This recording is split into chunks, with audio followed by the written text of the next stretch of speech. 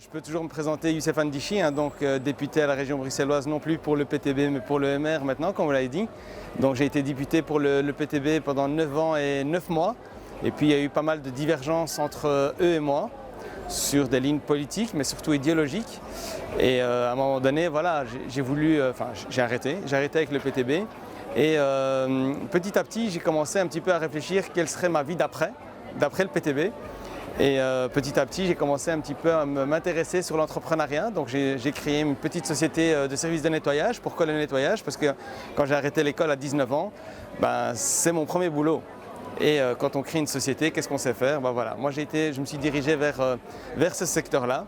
Qui dit entrepreneuriat, dit, surtout pour un profil comme le mien, pas beaucoup d'expérience dans l'entrepreneuriat, donc j'ai commencé à me poser pas mal de questions. Et où est-ce qu'on va chercher les réponses sur l'entrepreneuriat? Évidemment, naturellement, j'ai été vers le MR.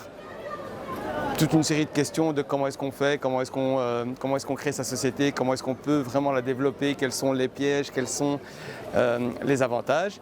Et c'est de fil en aiguille où je me suis dit, tiens, le MR et moi, nous partageons quand même pas mal de constats sur la situation ici en Bruxelles, sur la situation des entrepreneurs, sur la situation globale en Belgique.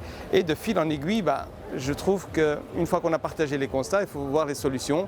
Et les solutions, je vous avouerai que très rapidement, ça m'a beaucoup parlé. C'était beaucoup plus concret, beaucoup plus direct que les solutions dans lesquelles j'étais, où étaient vraiment beaucoup plus généralistes et, mon Dieu, combien théoriques. Donc quand on est du côté de la gauche, on réfléchit beaucoup à donner des allocations, des subsides, de pouvoir trouver un logement social, de pouvoir trouver plein d'aides. C'est nécessaire pour ceux qui sont dans une situation difficile. Mais ce qui m'a dérangé là où j'étais à la gauche, c'est que ces solutions n'étaient pas temporaires, mais véritablement un logement social à vie, une allocation à vie. Et donc ça, aujourd'hui, ça me gêne beaucoup. Là, ce que j'ai trouvé comme solution du côté du MR, du côté du mouvement libéral, c'est qu'effectivement, il faut aider les gens qui sont, à un moment donné, un accident de la vie. Un logement social, une allocation de chauffage, de chômage ou d'autres allocations, d'autres indemnités. Et ça, c'est correct. Il faut pouvoir le dire et le maintenir et le protéger. Mais c'est un moment qui soit cadré dans le temps, de pouvoir remettre les gens au boulot, de pouvoir recommencer à contribuer à la société. Et c'est aussi une société, c'est aussi une aide qui vient directement aux gens pour pouvoir lui permettre de pouvoir lui aussi se projeter dans la vie. Projet dans la vie, la seule ambition, c'est pas d'avoir un logement social, mais d'avoir un logement à soi, dans un quartier qu'on aurait choisi, qu'on peut améliorer, qu'on peut faire des travaux. Et donc ça, c'était vraiment pour moi un choc idéologique qui était très net, très clair. Comment est-ce qu'on va pouvoir améliorer la vie des gens? Et ça, c'est pour moi important. Et les solutions de pouvoir dire, OK, on va encadrer les gens et on va leur donner les outils, on va leur donner les moyens de pouvoir s'émanciper dans un boulot, mais aussi se lancer dans l'entrepreneuriat, pourquoi pas. Ça, c'est vraiment la différence majeure que j'ai entre les deux visions de société dans lesquelles j'étais. Et donc ici, comme je vous ai dit, c'est plus direct, plus concret et beaucoup plus ambitieux que là où j'étais. Ce qui est étonnant, c'est que quand j'étais au PTB et que je leur disais que je gagne toujours un salaire d'ouvrier, il y a beaucoup de gens qui en doutaient. Et maintenant que je pars au MR pour développer une activité économique qui est la mienne, ma société privée, donc c'est à moi, donc je mise un petit peu d'argent avec tous les risques que ça comporte, on me dit que je le fais pour l'argent. Vous voyez, c'est un petit peu schizophrénique, mais je comprends que les gens soient avec plein de questions, mais je pense que ce que j'ai fait concrètement toutes ces années parle pour moi. Je l'ai fait d'une manière, aujourd'hui je ne le cache pas, je vais le faire d'une autre manière. Youssef n'a pas changé, il a juste changé d'idée, dans le sens où il veut prendre sa vie en main. J'ai 4 enfants, j'ai une épouse et donc j'ai des charges, c'est vrai. Et donc je vais le faire avec une société privée qui est la mienne. Je ne vais pas aller chercher des aides quelconques ou quoi aux caisses. C'est un risque que je prends comme tous les entrepreneurs de Belgique. J'étais un ouvrier. Je l'ai fait à la manière ouvrier. Aujourd'hui, je me lance dans l'entrepreneuriat avec tous les risques que ça comporte et je vais le faire comme un entrepreneur classique, belge. Et voilà, j'espère que ça va réussir comme tous les entrepreneurs. Quand on entreprend quelque chose, quand on lance quelque chose, on espère que ça va réussir. Et donc c'est tout ce que j'espère pour moi et aussi si je peux à un moment donné pouvoir faire profiter mon expérience à la jeunesse, ça c'est quelque chose qui est méga important pour moi. J'ai 47 ans, c'est pas à 47 ans qu'on doit se rendre compte qu'on peut entreprendre et on peut créer quelque chose à soi. Moi j'ai vraiment envie de pouvoir partager ces idées-là aux plus jeunes. On peut avoir 20 ans, pas de diplôme, pas beaucoup de sous, mais si on a une idée et on a une envie, je pense que ce sont les deux ingrédients les plus importants de pouvoir se lancer, de pouvoir créer quelque chose et la faire grandir. Donc mon expérience, j'ai envie de la faire profiter aux jeunes principalement. Ça, c'est vraiment quelque chose qui me tient à cœur. Ce qui se passe à Gaza, c'est atroce. Il faut pouvoir le condamner. Ça, il faut être clair. Il faut pouvoir appeler un cessez-le-feu. Ça, je pense aussi que ce soit dit. Et on a besoin d'un cessez-le-feu. On a besoin que tous les otages soient libérés. On a besoin que les respects des droits internationaux soient respectés. Ça, il faut pouvoir le dire fermement. Il faut pouvoir dire qu'il y a deux États qui doivent être créés pour pouvoir vivre en paix. Ça, je pense que ce sont les ingrédients pour que les Palestiniens puissent vivre en paix et que cette région retrouve la paix. Ça, je pense que c'est ultra important. Il faut pouvoir condamner aussi la politique de Netanyahou. C'est une condamnation qui peut être apportée d'une manière ferme, correcte et claire. Hein. Donc pas de nuance là-dessus. Il faut condamner ce qui se passe, la politique de Netanyahou, la politique du gouvernement Netanyahou. Il faut vraiment que ce soit condamné. Donc je n'ai pas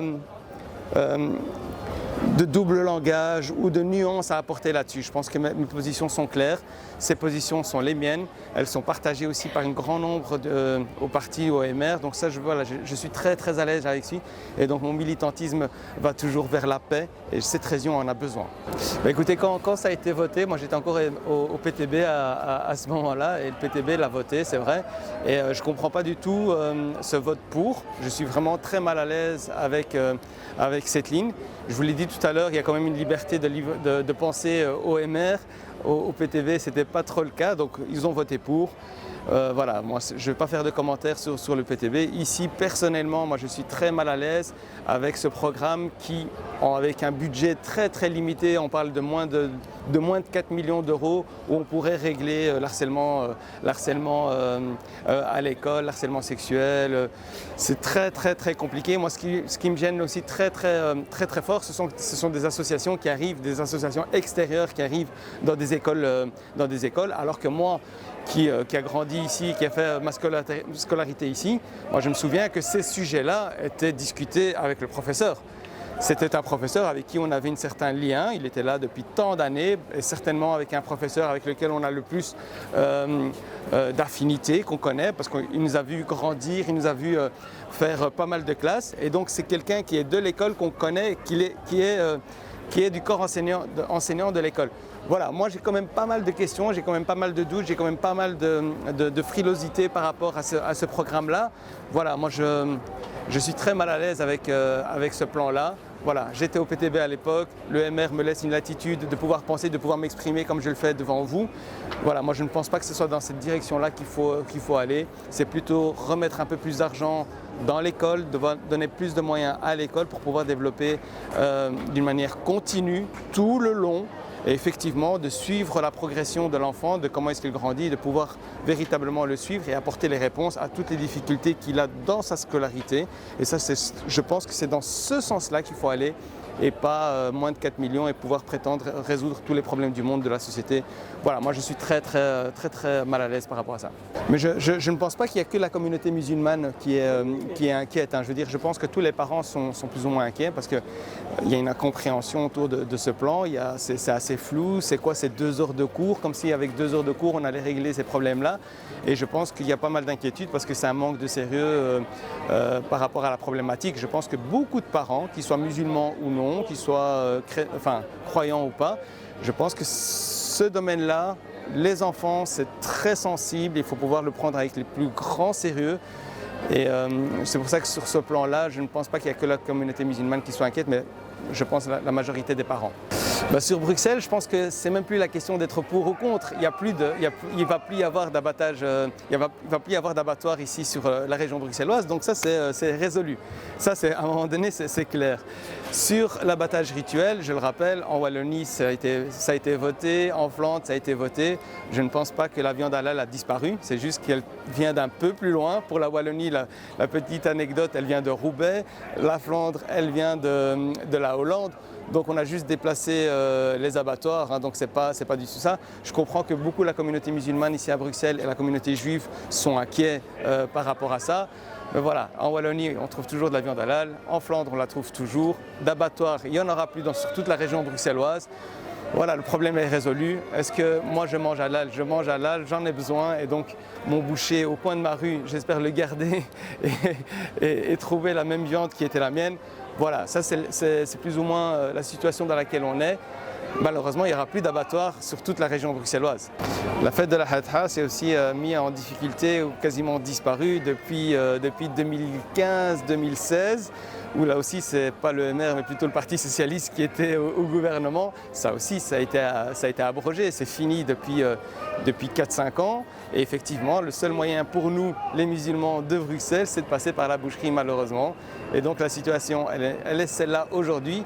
Elle n'est pas du MR. C'est vrai que bon, eux, c'est pas pour le halal, mais comme je vous l'ai dit, moi j'ai toujours ma liberté de penser et donc moi j'en ai besoin. La situation aujourd'hui, elle est comme celle-là. La communauté musulmane et moi-même, bon voilà, on a le biais officiel de via les boucheries pour pouvoir continuer à avoir cette viande halal et pouvoir fêter la fête al-Adha de cette manière-là.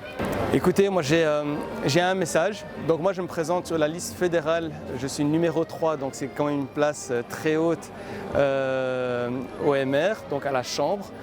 Mon message principal c'est: il est possible de créer son propre rêve, il est possible de créer sa propre structure, il est possible d'avancer dans la vie et il est possible aussi d'avoir d'autres ambitions que des petites allocations à droite à gauche qui nous maintient à un niveau de vie qui est trop bas, pas très très bas mais trop bas pour vivre d'une manière digne. Ici voilà, il y a un mouvement politique qui pourrait nous amener ces possibilités-là. Accès à pouvoir entreprendre, accès à pouvoir avancer dans la vie. Il ne faut pas, comme je vous l'ai dit tout à l'heure, il ne faut pas forcément beaucoup d'argent, il ne faut pas forcément beaucoup de moyens, il faut une volonté de pouvoir avancer, de pouvoir créer une bonne idée. Je pense que ce sont les deux ingrédients-là, et c'est ces deux ingrédients-là qui sont les plus importants. Moi je me lance, si quelqu'un a envie de partager son expérience avec mon expérience, je pense que ce sont la somme de toutes ces expériences-là qu'à un moment donné, tout le monde va pouvoir élever son niveau de vie et pouvoir ambitionner quelque chose qui soit meilleur et pas juste le minimum.